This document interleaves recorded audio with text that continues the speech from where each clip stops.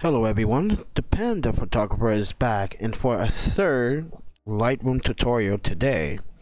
And today I want to feature one of my special little friends. If you guys love pets, if you guys love cats, this is the content that you might want to sit back and relax if you are a feline friendly person. But if you're a dog person, barking up the wrong tree there. But before I start, let me roll my intro before I get into this so you guys can enjoy it.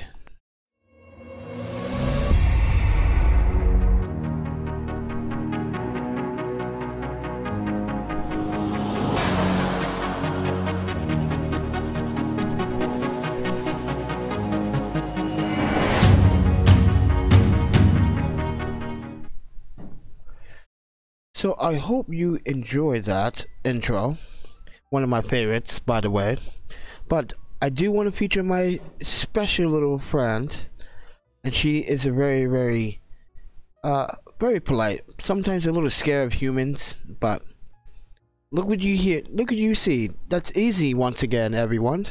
Say hello to Izzy.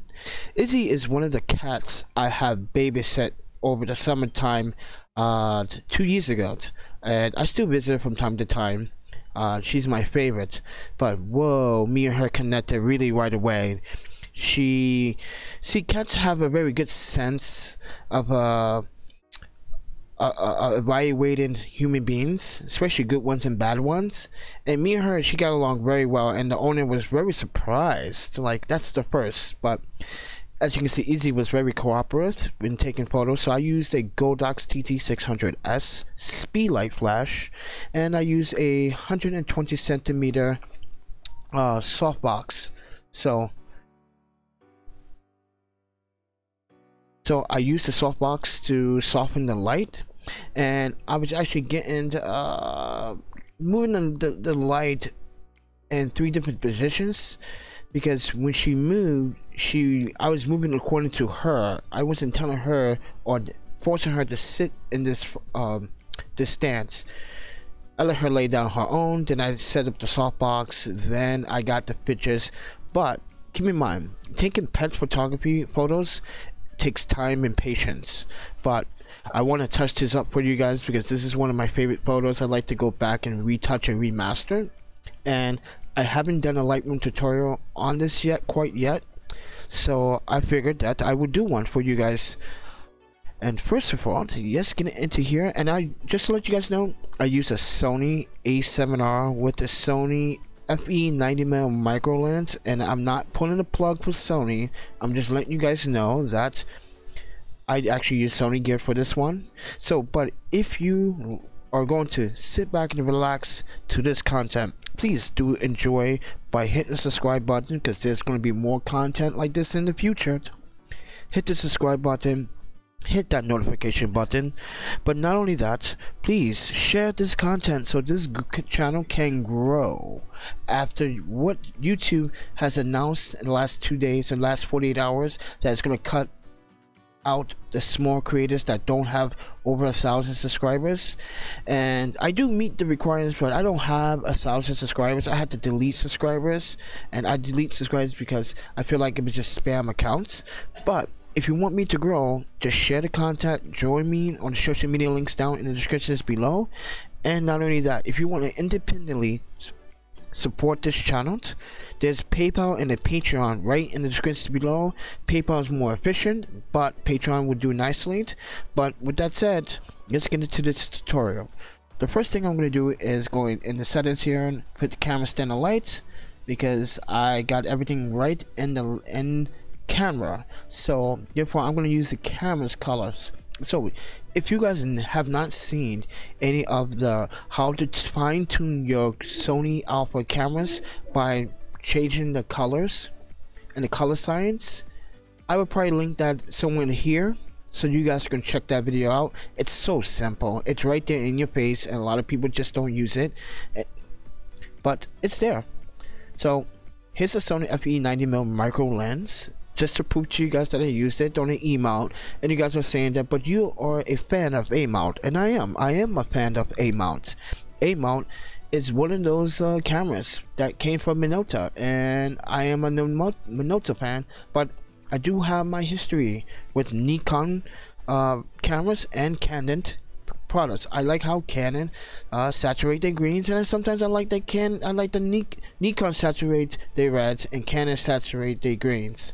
But I do like all color science on all cameras. It's just based on taste, ladies and gentlemen. So don't let someone influence you to buying something that you end up might not liking 3 months, 6 months down the road. Do your own research, do your own investigations, do your own testing by going into the camera stores and testing out the camera, see how it feels economically and how it can better your photography. But with that said, let's get into this tutorial real quick. But I'm gonna pop some of these colors right now. Look at that, she's looking mighty fine already. But I'm gonna do some minor adjustments. Let's see here. She is such a beautiful cat. Look at her. Just to let you guys know, look how sharp this lens is. Oh my goodness. Look at the eyeball. Isn't it scary just to see that eyeball just that close? It is like, imagine a cat. Imagine an 8-foot tiger. And that eyeball was that size, and the eyeballs are so big. Whoa, that would have been really amazing. But look at the detail in the eyeball. It's really amazing. Oh, look at that. Look at the detail. Oh my goodness. Contrast levels looks really good. Sharp. It's punchy.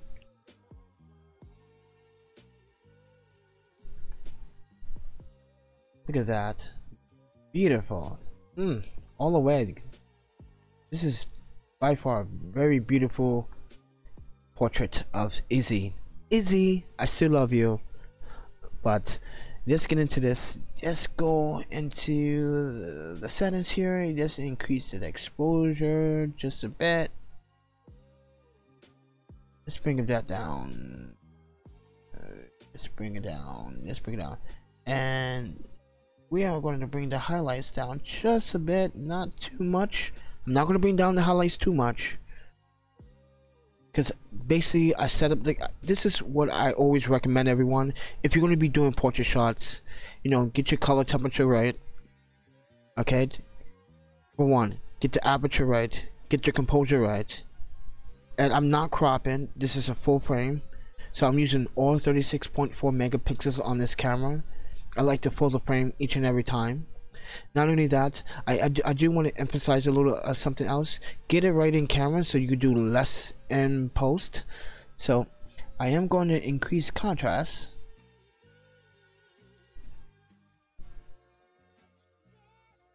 Increase the contrast. Increase the shadow just a bit. Yeah. Oh yeah. Bring down the blacks. No, let's bring up the blacks just a bit.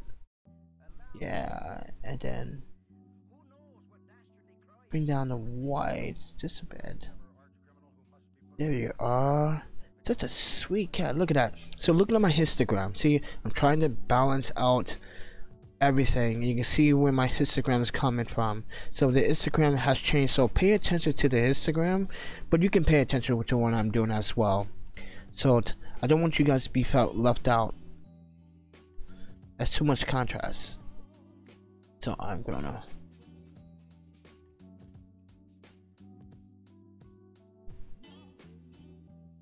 right. Here we go. Now here's the trick behind all this. I want her eyes to be a little bit more punchy when it comes down to those greens. Yes, I can take my brush. I can absolutely do that. So, but let's do the brush so I can show you what it looks like with the brush. Okay, green eyes, enhance those green eyes. So I'm going to zoom in for this.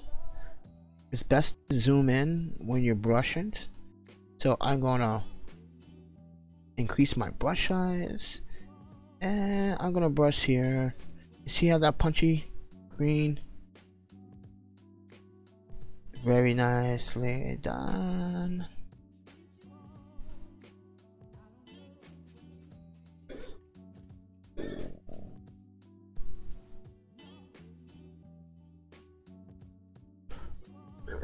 Now I'm going to go to the next side, and then I'm going to put a new brush. just in case I have to change the exposure on each one.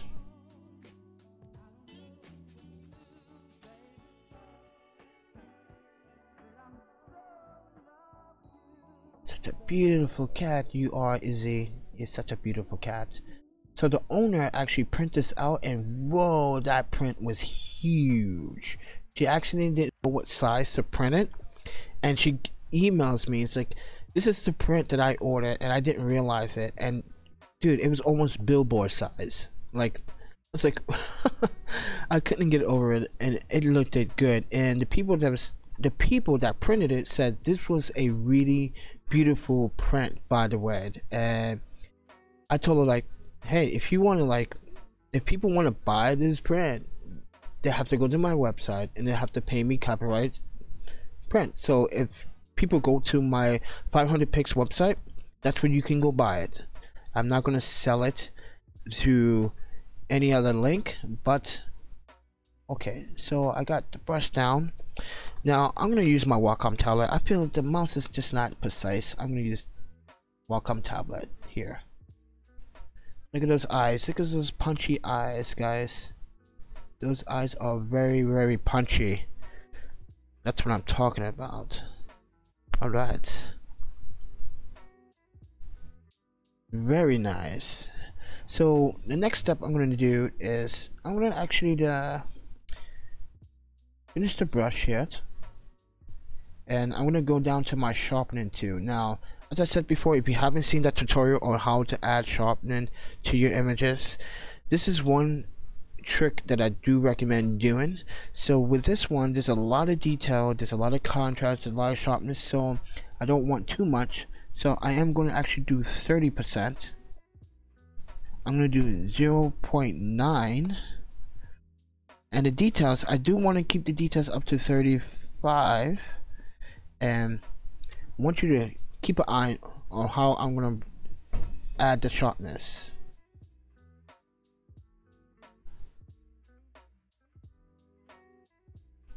Just around about, just about there.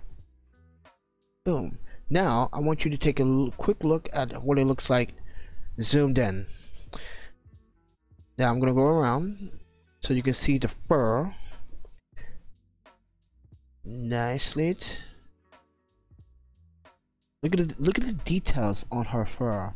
Really nicely. I'm not sure if the YouTube 720p is actually giving this video some justice, but I would tell you for sure, if you haven't been on my Instagram, her picture is on my Instagram, and I'm going to tell you right now, people love that picture, and it's been featured on a bunch of other Instagram accounts like Instagram Cats of Madison. This one got almost what is it, 1,500 views for this one. It's been in a Madison magazine. Yes, my pictures have been in some magazines, so just to let you guys know that. So, but very beautiful you are. But let's check the conversation. Hello, Izzy. Izzy, I think I'm pronouncing that right. Thank you, Jeff. I appreciate that you guys like the techniques, and hopefully you can also hear the music a little bit in the background to give this video a little bit of emphasis to the content. But if you guys are curious on what kind of lavalier microphone I'm using a CQ omnidirectional lavalier microphone, but I'm not using any the amps. I'm using the amps inside the laptop, but the trick is that I programmed Open Broadcast System audio to actually function correctly when it comes down to compression and audio. I do have a video about that. Isaac. Okay, Isaac. It's Isaac. Thank you, Isaac, for the correction. And I'd like to be corrected. If I make a mistake, please do share that with me. But if you guys want to know what is my next plan, am I going back to Japan or am I going back to Paris? And the answer is neither. I'm going to probably stay in North America. My ex-wife Yuki's here, and she's probably going to help me with this photography situation. But let's try to add a little bit of warmth to this. Just a little bit of warmth. Now, Jeffrey, thank you for tuning in. I think this is my first time seeing you in the conversations, and I appreciate it. Are you a photographer? Let us know in the chats. And if you have any questions about my photography, please let me know in the chat. I really take the time out to share your opinions, share your experiences with everyone here. Even if after this video has been shown and been watched, people are really going to enjoy it because people love cats. Literally, people love cats. I love cats. I love pets. I love cats, dogs. Just give me any animal. I'm pretty much enjoying my life with it. But let's kind of fix the reds a little bit here. Let's fix the greens a little bit. There we go. Punching very nicely. And yes, I have tons of presets that I have been working on for the last 4 years. So these are presets that I saved, either purchased, saved, made. And then as you can see here, these are all my brush tools here that I have also that I've been working on. And you can see I got it from touching up with a lot of portraits or even landscapes. You can see all of it's here. But most of these brush methods are used for portraits, but some of them I can apply it to landscapes or wildlife photography or time-lapse. If you guys haven't seen any of my time-lapse videos, I definitely recommend checking those out on this channel. But here we are, and I think I'm pretty much done here. So I didn't add too much to it. Make sure this has nice little creamy effect. So now I'm going to actually increase the exposure by 25%, 0.25%. Boom, there we are. And I am going to try to apply a little bit of sharpness to, no, I'm actually going to not. I need to see if this is going to work out. Alright, that's gonna work out. And remember, my trick was to add the camera picture profile that I already set up in my A7R before I get the colors that I saw through the EBF.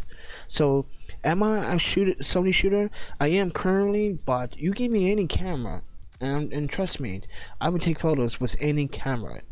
I'm not biased towards any camera manufacturer. I do dislike when camera manufacturers make cameras and then take 3 steps back. I really don't like that. When it comes down to the technology, anything about computers, laptops, graphics cards, GPUs, CPUs, memory, SSDs, when a company takes a step back, this is where I have my 2 cents and get involved and post a video about it.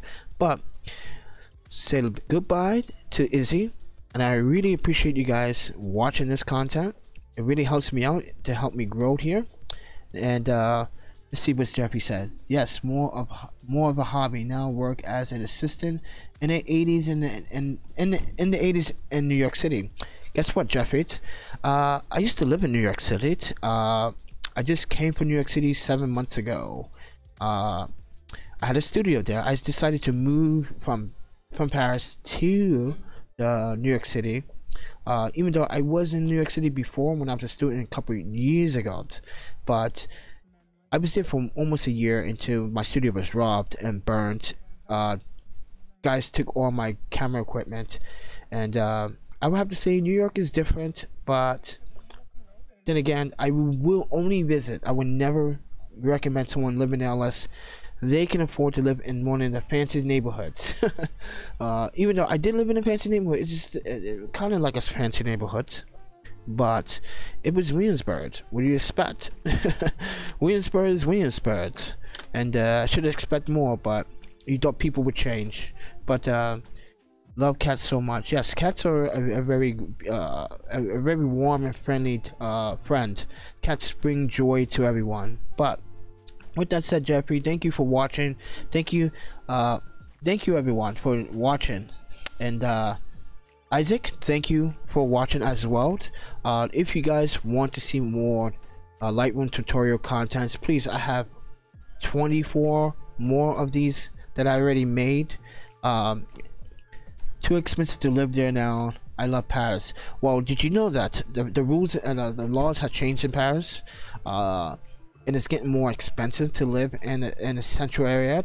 So yeah, it's getting a lot more expensive to live in the central area. So and plus people are not getting enough hours to work, which is so difficult. And thank you, Isaac, you're welcome as well. So if you guys don't mind subscribing, sharing this content, it really helps the channel grow. And don't forget, when you do share it, let people know that like this is a great channel, because I have a mixture of tutorials, real world product reviews, any workshop or masking tutorials, Photoshop. Yeah, I do have, I have 2 Photoshop tutorials basically on how to make thumbnails for a YouTube channel. So if you do have a YouTube channel or a Patreon channel or a Twitch channel, I do have how to make thumbnails. But I do most, everyone knows the Panda Photographer always do most of his work in Lightroom, because Lightroom is also Photoshop. Yes, Photoshop has the tools to identify itself individually how to do it. Lightroom makes it much harder to get to do certain tools, but that's the fun, unique way about Lightroom that I like, is showing people that, hey, I can do the exact same thing in Lightroom what you can do in Photoshop. It's much harder than Lightroom, but let me show you the techniques behind it. But need masking helpful. I just did a masking tutorial just about an hour or 2 hours ago about sharpening. What kind of masking tools are you looking for? That is the question here.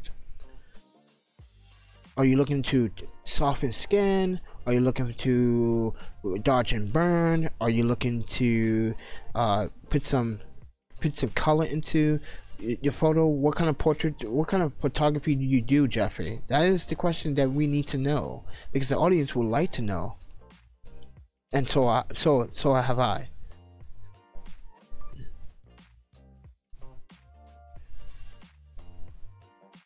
Okay, let's go to the website.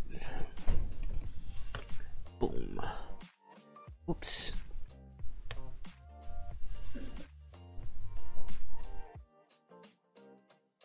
Okay, so this should be working. All right. So this is my website, Jeffrey, 6for6studios.com. I have tutorials on photography, portraits, lighting, and all types. I did have a videography tutorial, but I'm going to be updating that very, very soon. You can go to my portrait tutorials, which is here. Tutorials are all here about lighting and so forth, and some of my portfolios. Time lapses are right here. This is the time lapse theater. You can check the time lapse videos out if you enjoy time lapse. That's one of my really good niches, is time lapse. I really enjoy doing time lapse. I find time lapse to be more comforting and more relaxing. Like to remove power wires. Oh, I just did a video about how to do spot removal. Now that is also masking. Spot removal is also I just uploaded that about an hour or 2 hours ago. But you can, there's different ways how to do it in Lightroom and Photoshop, but in Lightroom and Photoshop are kind of similar, but I just showed in Lightroom how to do it with emphasis and with care, because to remove the wires from it, I will take paces. I like to zoom in, but you might want to check that video out. That might be helpful for you. I don't know. It's a tutorial number 24, actually, is before this one, so check that out. What is the difference between Lightroom and Photoshop? Okay, Photoshop has many settings and many options, and Lightroom does have these settings and these options, but it's much harder to combine these settings together in Lightroom. Photoshop, you can actually adjust mask tools, and you can do it in the same thing in Lightroom as well, but in Photoshop you can make adjustments. Like, for instance, let me just boot up Photoshop for you guys, so you guys have a better understanding what I'm talking about here. But I still like Lightroom because I've been working on Lightroom for a long time. I do capture one once in a blue moon, so but I'm just gonna point out a few things here before we get started. Let this boot up. Okay, so you can see what I have done. Presets. Let's do this one, because this is the actually, let's do, yeah. See, this is Lightroom. I mean Photoshop. Sorry, Photoshop. See how Photoshop has all these settings here? Now Lightroom doesn't have it. You need to either apply it as a tool or as a preset in Lightroom. So this is Photoshop. Photoshop has all these different filters, layers, types, layers, image sizes.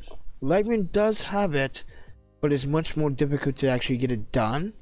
But you can do your work in Lightroom and then bring it over to Photoshop. That is some photographers do, is to bring their work from Lightroom. Once they're done touching it up, they can bring it over to Lightroom. But Photoshop has tons of these features. Zoom in, zoom out. You can do 3D animation, all these other settings. You can change property styles, you can change the washes, the times, the top layers. You can do pretty much anything you want in Photoshop. But for me, when I shoot portraits, I do landscapes, I do long exposures, I just get everything right in the camera and know that I'm going to be doing most of my work in Lightroom. And then once I touch on Lightroom, I don't need to do any more adjustments. Now more street. Okay, I do street a lot, and that's the problem. I do a lot of long exposures. I used to do a lot of street photography, but I feel that street photography I would want to do with a very unique camera. I wouldn't want to do with my mirrorless or SLT camera before. And then this is the reason I rather would do with a Fuji camera to do street, because Fuji has this color size that makes street photography look good, in my opinion. It does beautiful composition. Yes, it's a crop sensor, and you guys are wondering why Fuji over Sony. Fuji has been in the game for a long time, and I have to say that Fuji has a unique way how to actually take a crop sensor and make the ISO performance and dynamic range look good. And its color science when it comes down to street photography is just something about it. It just makes sense the way they do it, and the precision behind it. It makes everything look great. But yeah, I just find street photography to be challenging in some cases, because you get individuals that would not want to get their photo taken, and they say, oh, you can't use that. But then again, it is the street, it's a public street, you can take a photo. If you're taking a photo and you're sitting there and the person comes in your frame, there's something you can do. There's something that person can do. You took the frame, you took the photo. Yes, you can delete it, but do you really want to delete it if it's good? That's the whole thing. Do you really want to delete it? Because if it's a good photo, you don't want to delete it. You have every right to keep the photo. So that's just my take on it. Any other questions about? I don't want you guys block the view of these nice photos that I have taken. Thank you, Isaac. Thank you so much for watching. Thank you, Jeffy, for watching as well. And let's check the dashboard. 3 people watching, so I'm gonna keep this going if you have any more questions. But Izzy was the star of this whole Lightroom tutorial for today. She's my beauty. I miss her so much. And yes, she's a little bit scared of humans because she was abused by a previous owner. So with me, cats just sense that I'm a good person. Pets, dogs, cats, they just sense. But little chihuahuas are the most irritating little dogs. They bark for no reason. Why do they bark for no reason? You just bark. You're not tough, you little hot dog. That's what they are. Even hot dogs don't bark. But alright. I watched a tube on photography in Australia. A woman got into her face with the face to face with the photographer. Well, that does happen. That does happen occasionally. That happened to me a few times in LA. When I first went to visit LA, it happened to me when I was just sitting in the middle of the sidewalk and I was trying to get a silhouette photo, and the guy walked into my frame and I took a photo of just his feet. He wanted me to delete that, and I said, there's no picture of you, it's just feet. That could be anyone's feet, but it's a silhouette photo, you can't tell. But Napoleon complex, cats. Oh yeah, but it happens to me. It happened a few times. It happened to me a few times in London. But the guy was actually a racist freaking wanker. Anyways, that's a different story. But yes, Napoleon complex. Actually, Napoleon complex. Let's look up the definition of that. I'm hearing so many conflicting definitions of this complex. It's a generalized condition occurring to people that short stature. It's a characteristic over aggressive and dominating social behavior. It carries implements. Ugh. That could be a good and a bad thing, though. Yeah, that could be a good thing and a bad thing. I like this photo right here. I really like this photo. Oh, by the way, this young lady here, she is now back in Japan, and I met her in San Diego, and the reason why she's back in Japan, I think she's better off in Japan. She's half Japanese. She's just like me. She's half Japanese and she's a Zambian. So she is got some trouble in the US with her boyfriend, the baby mother, father, but she's a good model. So if you guys want to get in contact with her in Japan, if you're ever in Japan, let me know. Look at Izzy said. But yeah, that's pretty much it for today. Do you do high-speed flash? Yes, I do high-speed sync. Most of my photos are in high-speed sync. Yes. No little dogs, no cats. Do I have a dog? I do have a dog somewhere in my portfolio. It was one of those weird-looking dogs. I can't name it. It had like this weird-looking face. It featured in this movie called this American movie called The Next Friday or Friday Next. It's one of those dogs with a little weird face. I took a picture of one of those dogs. It was really pretty cool. Yes, but I do high-speed sync. I do actually, that's all I do is high-speed sync. I do TTL. I used to do a lot of TTL. Okay, let me show you something. Let me show you my Facebook so you understand. I used to do a lot of TTL.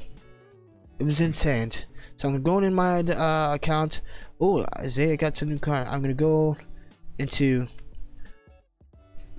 my album here. Let's see here if I can find it really quickly and show you. These photos are really old. These are like 2008, 2007. Trying to show you some of the because I've been doing photography since I was a kid, so it's been a long journey. Oh, there we go. So this is a bit of, I used to be a aggressive inline rollerblader, so I used to do insane TTL and high speed sync shots, and I used to do shots like this, which were incredible. That's how. And photographs like this.